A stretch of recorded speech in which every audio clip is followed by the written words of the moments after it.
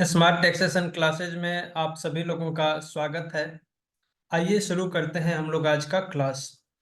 और क्लास को स्टार्ट करने से पहले आप सभी लोगों से मेरा एक छोटा सा रिक्वेस्ट है कि अगर आप लोग हमारे चैनल पर नए हैं तो प्लीज़ मेरे चैनल को सब्सक्राइब कर लीजिए और साथ ही बेल आइकन भी प्रेस कर दीजिए, ताकि जब भी कोई भी नया वीडियो हम अपलोड करें उसका नोटिफिकेशन आपको मिल जाएगा।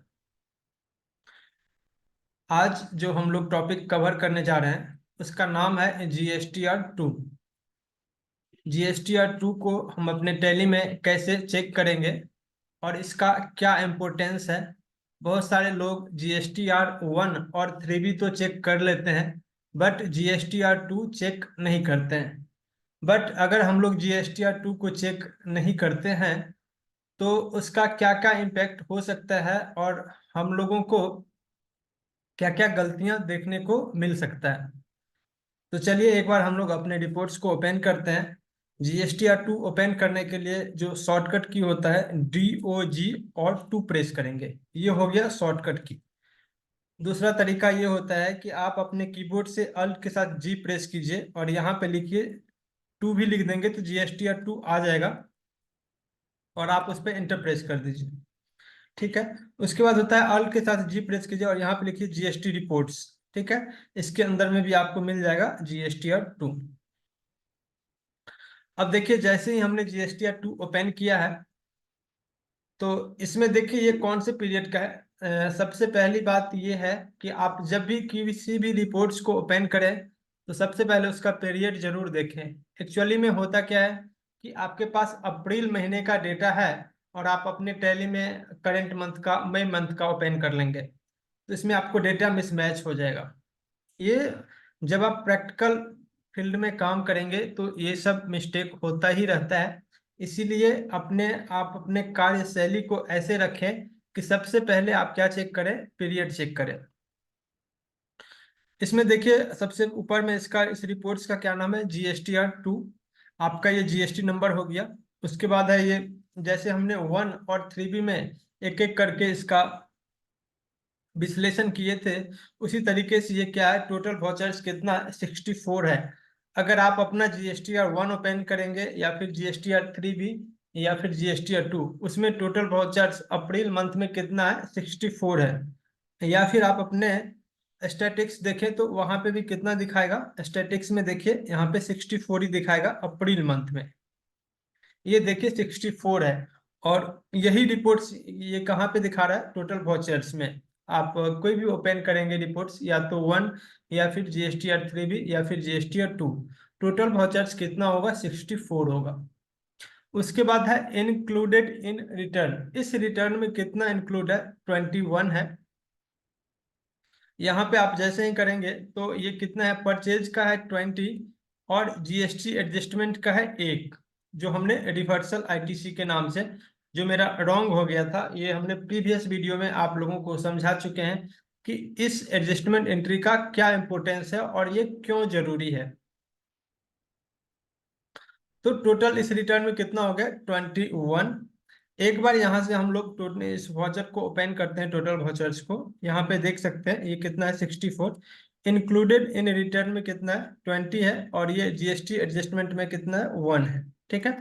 उसके बाद क्या है, इनवॉइसेज रेडी फॉर रिटर्न्स, इसमें ये कितना है, 20 है। एक ऐसा इनवॉइस है जो कि मिसमैच है, तो हमें क्या करना पड़ेगा, सबसे पहले इस मिसमैच को ठीक करना है। ये कौन सा है, डीलन फ्रेट प्राइवेट लिमिटेड है और ये कितने का है, 5,000 रुपये का। तो एक बार हम लोग देखते हैं डीलन फ्रेट प्राइवेट लिमिटेड का क्या है। और यहाँ पे देख सकते हैं हमने क्या किया है, इसका रेगुलर करके छोड़ दिए हैं, इसीलिए ये क्या कर रहा है, उसको मिसमैच दिखा रहा है कि आप इसका GST नंबर दीजिए। अगर कोई भी टैक्स पेयर रेगुलर में है तो उसका GST नंबर उसके पास निश्चित रूप से होगा। और हमने क्या किया, यहाँ पे इसका स्टेटस में रेगुलर तो दे दिया है बट इसका GST नंबर नहीं दिए थे। तो हम सपोज कर लेते हैं कि इसके पास GST नंबर नहीं है, हम इसको अंडरस्टैंड कर दिए और इसको सेव कर लेते हैं। अब जैसे ही हमने अंडरस्टैंड करके इसको सेव किया, अब मेरा मिसमैच क्या हो जाएगा, ठीक हो जाएगा। और अब देखिए यहाँ पे ये क्या होगा, जो इनवॉइसेज अभी रेडी दिखा रहा था 19, ये कितना दिख रहा है, 20 दिख रहा है। और GST एडजस्टमेंट में कितना दिख रहा है, 1 दिख रहा है। अब मेरा ये क्या है, बिल्कुल ठीक है। अनसर्टेन ट्रांजेक्शन में कुछ भी नहीं है। और एक क्या है, एचएसएन समरी में है। एचएसएन समरी में आते हैं हम लोग, डील एंड फ्रेट। तो क्या कहते हैं, फ्रेट इन वार्ड का एचएसएन कोड आपके पास अवेलेबल होगा, आप दे सकते हैं। यहाँ पे एक हम डमी एचएसएन कोड ले लेते हैं, ठीक है, और इसको सेव कर लेते हैं। ठीक है, ये इनवैलिड बता रहा है, कोई बात नहीं, यहाँ से हम लोग ले लेते हैं मैनुअल ही। अब देखिए, अब जो मेरा है यह incomplete information in HSN oblique SSC. SSC का मतलब होता है सर्विसेज अकाउंटिंग कोड। गुड्स के केस में क्या होता है, एचएसएन कोड होता है, और सर्विस के केस में क्या होता है, एसएसी होता है। अगर यहाँ पे कुछ डेटा अगर रहेगा 1 2 3 4, तो हम लोग क्या करेंगे, उसमें करेक्शन करेंगे। और एक यहाँ पे भी अगर कुछ डेटा रहेगा, ये ऑलवेज क्या होना चाहिए, दोनों जीरो होना चाहिए। ठीक है, तो हम उम्मीद करते हैं कि आप लोगों को ये ऊपर का जितने भी है कॉलम, ये समझने में कोई भी दिक्कत नहीं हुआ होगा, क्योंकि आप लोग ऑलरेडी जीएसटीआर 1 और जीएसटीआर 3 को हम लोग कैसे फाइनल करते हैं इसका डिटेल वीडियो देख चुके होंगे। अब देखिए, इसमें क्या है, दो कॉलम है, यहाँ पे हम थोड़ा सा हाईलाइट करते हैं आप लोगों को समझने के लिए। एक तो है to be reconciled with the GST portal, और एक क्या है, to be uploaded on the GST portal. ठीक है, इसके नीचे आप देख सकते हैं, एक क्या है, आईटीसी रिवर्सल और रिक्लेम, और एक क्या है, reverse charge liability to be booked. ये सभी को समझना बहुत ही जरूरी होता है।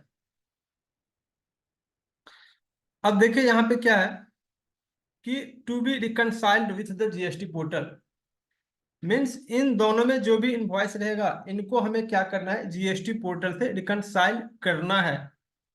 अब बहुत सारे लोगों का ये क्वेश्चन होगा कि सर, हमें तो यही पता है कि जितना भी परचेज होता है सबको जीएसटी पोर्टल से रिकनसाइल करना पड़ता है, बट ऐसा नहीं है। यहाँ पे जो आप नीचे डेटा देख रहे हैं, ये तो आपको जीएसटी पोर्टल पे नहीं मिलेगा।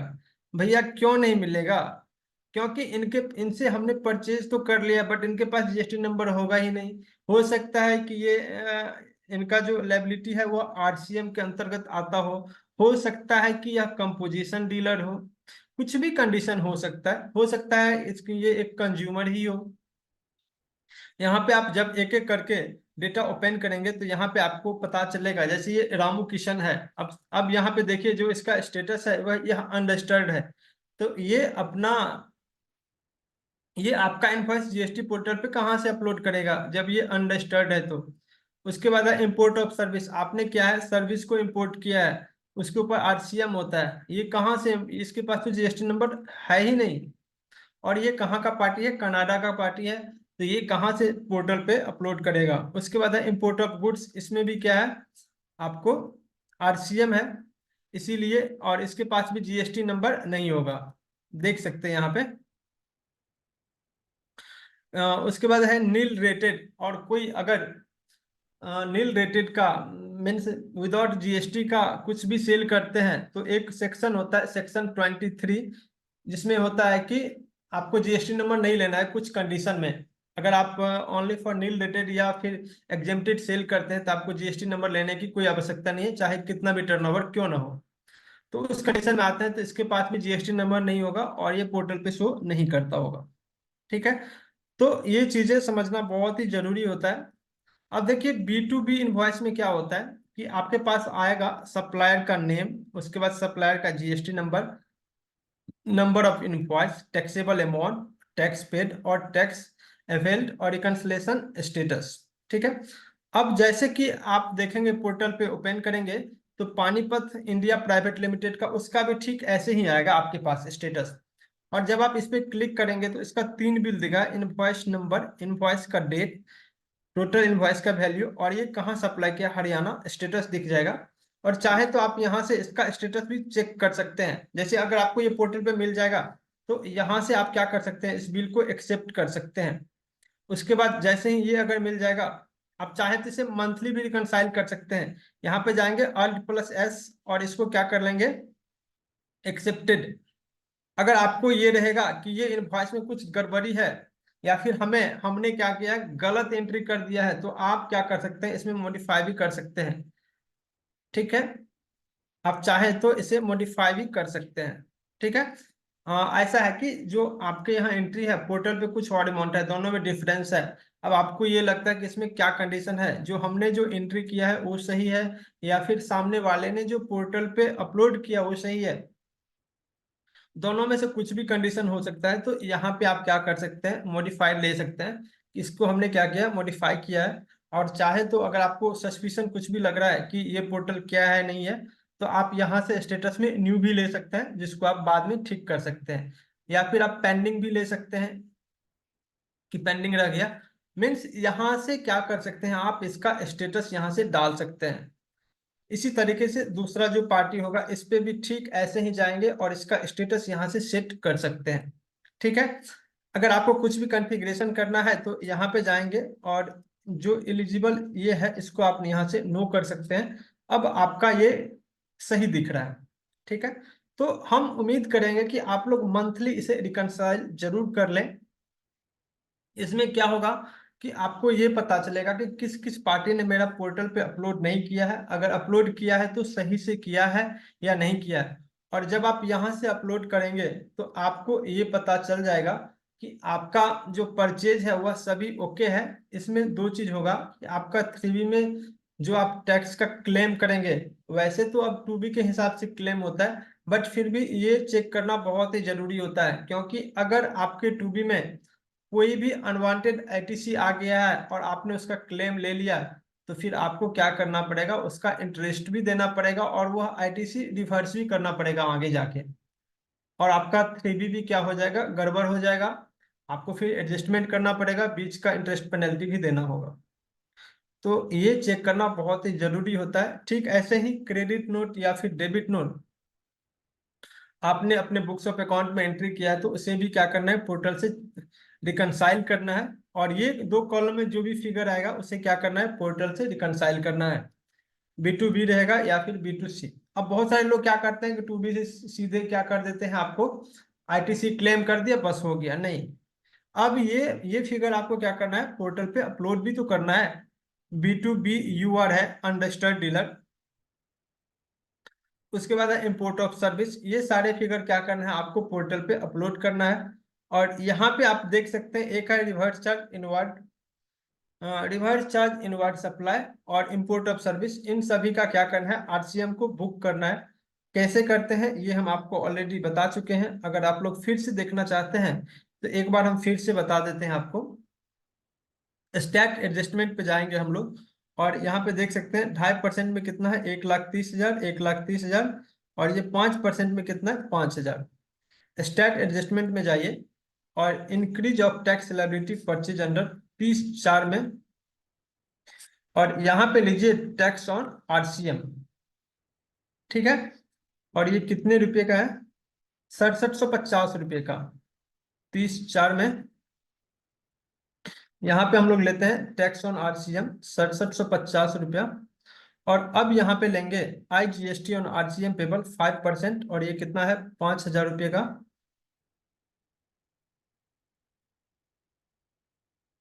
5,000 रुपये का 5% कितना हो गया, 250 रुपया। फिर है CGST ऑन आरसीएम पेबल। ये चीजें हम इसलिए कर रहे हैं क्योंकि हम अपना लाइबिलिटी को बुक कर रहे हैं, ये मेरा लाइबिलिटी बनेगा 2.5%। और इसके ऊपर कितना है, 1 मिनट हम देख लेते हैं यहाँ से। 1,30,000 है, कोई बात नहीं। 1,30,000 रुपया वो हम टैक्स ऑन आरसीएम वाला ओपन कर लेते हैं यहाँ से।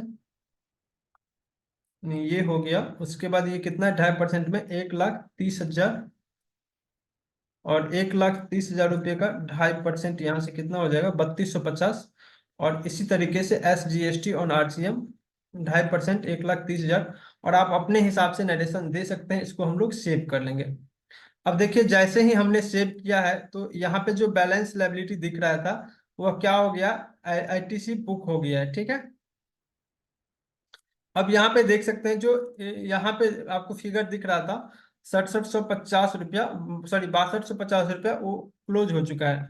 उसके बाद ठीक ऐसे ही यहाँ पे क्या है, बैलेंस लायबिलिटी दिख रहा है, इसको भी हम लोग क्या करते हैं, यहाँ से एडजस्टमेंट करते हैं, अपना लायबिलिटी को इंक्रीज करते हैं इंपोर्ट ऑफ सर्विस पे। Tax on RCM, tax on import भी कर सकते हैं, या फिर टैक्स ऑन आरसीएम।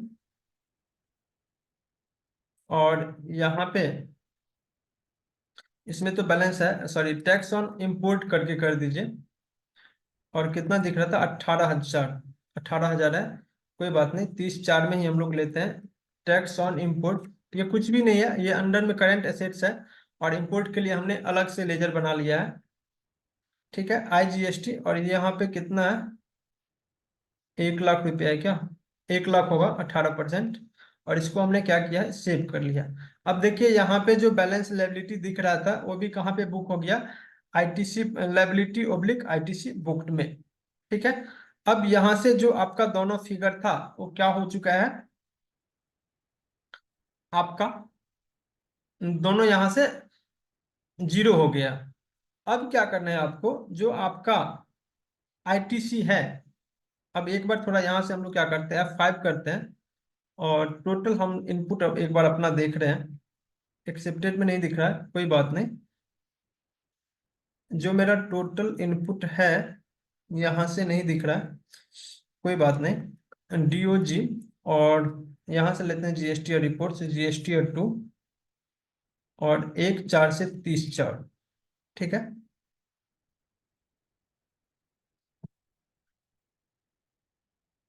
और मुझे एक बार आईटीसी अपना बुक भी करते हैं, सेम इसमें मंथ में इंक्रीज ऑफ टैक्स लायबिलिटी है। ठीक है, और यहाँ पे लेते हैं increase of input tax credit purchase under reverse charge, और उसमें हमने क्या किया था, अपना लायबिलिटी को इंक्रीज किया था। इसमें क्या करें, हम अपना इनपुट को इंक्रीज करेंगे, इसीलिए जो मेरा डेबिट होगा वह कौन सा होगा, जीएसटी का लेजर होगा। आप लोग फिर से समझिएगा, अगर लायबिलिटी बढ़ेगा तो उसे हम लोग क्या करते हैं, क्रेडिट करते हैं। अगर एसेट्स मेरा बढ़ेगा तो क्या करते हैं, हम लोग डेबिट करते हैं। एसेट्स का जो मेरा लेजर है वह इनपुट करके होगा, इनपुट सीजीएसटी, और 5% यहाँ पे लेते हैं, और कितना था, 1 लाख, सॉरी 2.5%, और कितना था, 1,30,000 रुपया। ठीक है, और 1,30,000 का 2.5% हो गया 3,250 रुपया। ठीक, यहाँ पे भी लेते हैं इनपुट एसजीएसटी, 1,30,000 पे 3,250, और यहाँ पे भी लेते हैं इनपुट आईजीएसटी। ठीक है, 1,30,000 है, और इसको हम लोग कितना लेते हैं, 5% ही था, 5,000 पे। ठीक है, 250 रुपया,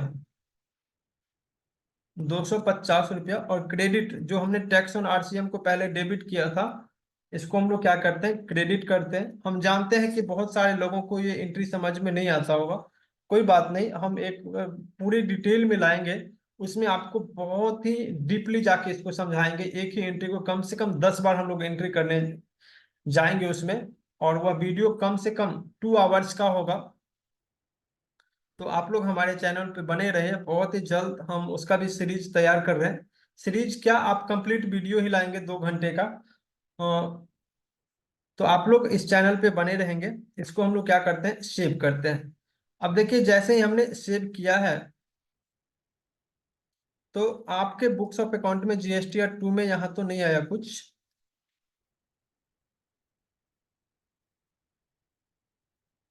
जीएसटी और 3 में इसका इम्पैक्ट आया होगा। ठीक है, 1/4 से 30/4, और इसको डिटेल में ओपन कर लीजिए। अब देखिए यहाँ पे क्या है, input credit to be booked. हाँ, अब देखिए यहाँ पे क्या है, आपको यहाँ पे इसका आपको दिखाएगा, अप्रैल मंथ में अगर आपने इसका नहीं किया होगा, input credit to be booked, यहाँ पे कोई भी नहीं दिख रहा है। अप्रैल मंथ में कितना है, आईटीसी बुक्ड 1,67,000, लाइबिलिटी कितना था, 6750, और आईटीसी हमने बुक कितना कर लिया, ये बुक कर लिया।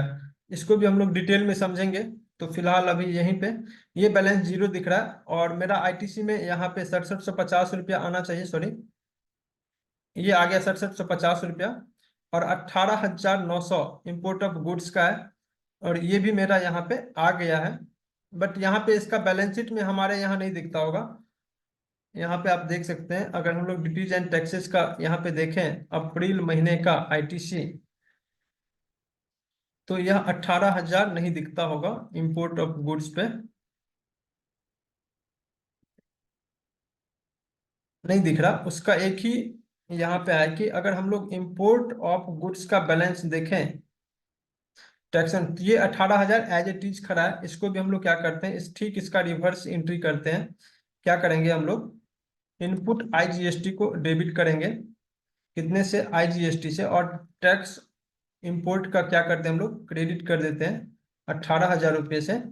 ठीक है, और ठीक, अब देखिए इसका बैलेंस क्या हो गया, जीरो हो गया। और इसका इम्पैक्ट अब आपके बैलेंस शीट पे भी आएगा। देखिए 18,000 कहाँ से आ गया, ये आ गया टैक्स ऑन आरसीएम और टैक्स ऑन इंपोर्ट से भी 18,000 आ गया। अब क्या है, जो आपका बैलेंस शीट का आईटीसी है वो किससे मैच हो जाएगा, आपके रिपोर्ट से। देखिए एक बार अपना रिपोर्ट्स आप ओपन कीजिए यहाँ से, और ये कितना दिख रहा है, इनपुट सीजीएसटी 80,250 है, और एसजीएसटी कितना है, 80,250 है, और इनपुट आईजीएसटी आरसीएम का एक इसमें आ गया। कोई बात नहीं, इसको क्या कीजिए आप, आई इनपुट आईजीएसटी ही कर दीजिए। सॉरी ये पेबल है, आईजीएसटी और आरसीएम पेबल अकाउंट है।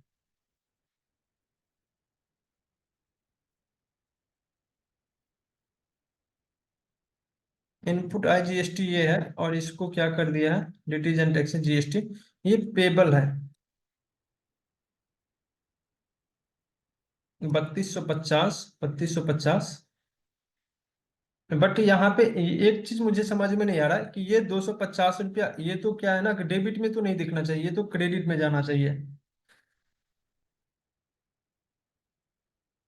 कोई बात नहीं, हम यहाँ पे एक बार चेक कर लेते हैं। जो इनपुट एस जीएसटी का है, यह इनपुट कहाँ पे है, जीएसटी इंटीग्रेटेड टैक्स, और ये यहाँ पे तो इसका ये क्रेडिट बैलेंस ही दिख रहा है 250 रुपये का। बट वहां पे क्यों ऐसा आ रहा है डेबिट में,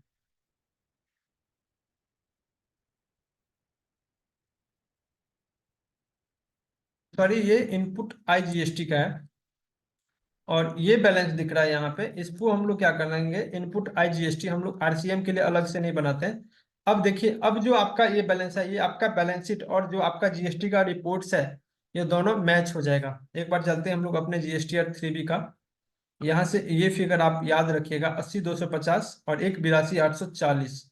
जीएसटी और 3B हम लोग ओपन करते हैं, 80,250 और 1,82 कितना था, 1,83, 1,83,490, 1,83,490। और यहीं से हम लोग चलते हैं अपने बैलेंस शीट पे, कितने का डिफरेंस है और क्यों डिफरेंस है ये भी मुझे पता चल जाएगा अभी। 1,430,4, और ये कितना है, 1,82,840 है, माइनस 1,82,840 रुपया, 650 रुपये का डिफरेंस है। और ये कहाँ पे डिफरेंस है ये भी पता चल जाएगा अभी। और ये क्यों डिफरेंस है 650 रुपये का, अभी हम लोग देख लेंगे। 18,900, एक्चुअल में क्या है कि इसके ऊपर कितना बन रहा है, 18,900 रुपया, और इसके ऊपर कितना, 250 रुपया। अब मेरा अपना बैलेंस शीट हम लोग ओपन करते हैं यहीं से, बैलेंस शीट, और देखते हैं एक बार, 1,430,4,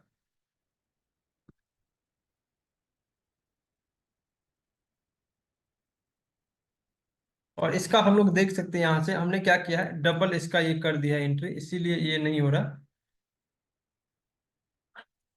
ठीक है, अब मेरा क्या है, यहाँ से 18,900 इसके ऊपर होना चाहिए, ये 18,000 ही है। 1,82,590, इसमें क्या है, 1,83,490, 1,82,590, 900 रुपये का डिफरेंस है। और यह क्यों डिफरेंस है, एक बार हम लोग वो भी देख लेते हैं, टैक्स ऑन इंपोर्ट, और एक बार हम अपने जीएसटी और 3B को भी ओपन करते हैं, कहाँ पे दिक्कत हुआ है। यह 1,00,000 रुपया है, 1,00,000, 1,00,000 सॉरी 1,05,000 है, तो हमने वहां पे रॉन्ग एंट्री किया है। यहाँ पे देख सकते हैं जो टैक्स ऑन इंपोर्ट है या 18,900 होना चाहिए, यहाँ पे 18,900। और जो हमने 1 लाख रुपये पे लिया है ना, ये 1,05,000 रुपया है। ठीक है। तो यही चीज होता है कि जब आप अपने बैलेंस शीट जो मैच करेंगे ना, तो आपको दोनों में जो भी डिफरेंस होगा, जहां पे भी आपने रॉन्ग फिगर लिया होगा, ये दोनों आपका क्या हो जाएगा, जो भी एरर होगा वो सही हो जाएगा। यहाँ पे लेते हैं हम इनपुट IGST, यहाँ पे ये इनेबल नहीं हो रहा है, इसको लेते हैं 18,900, 18,900। ठीक है। अब आपका बिल्कुल मैच कर जाएगा, जो आपका बैलेंस होगा एलिजिबल ITC में, 1,83,490, 80,250, 80,250। देखिए, 1,83,490, 80,250, 80,250, ये आपका इनपुट मैच हो गया। ठीक है। तो आज के वीडियो में बस इतना ही। हम उम्मीद करते हैं कि अगर आप लोगों को कहीं पे भी कोई चीज समझने में दिक्कत हुआ होगा, तो हमें कमेंट के माध्यम से जरूर बताइए। हमें कॉल भी कर सकते हैं, व्हाट्सएप भी कर सकते हैं। आज के वीडियो में बस इतना ही। जय हिंद, जय भारत।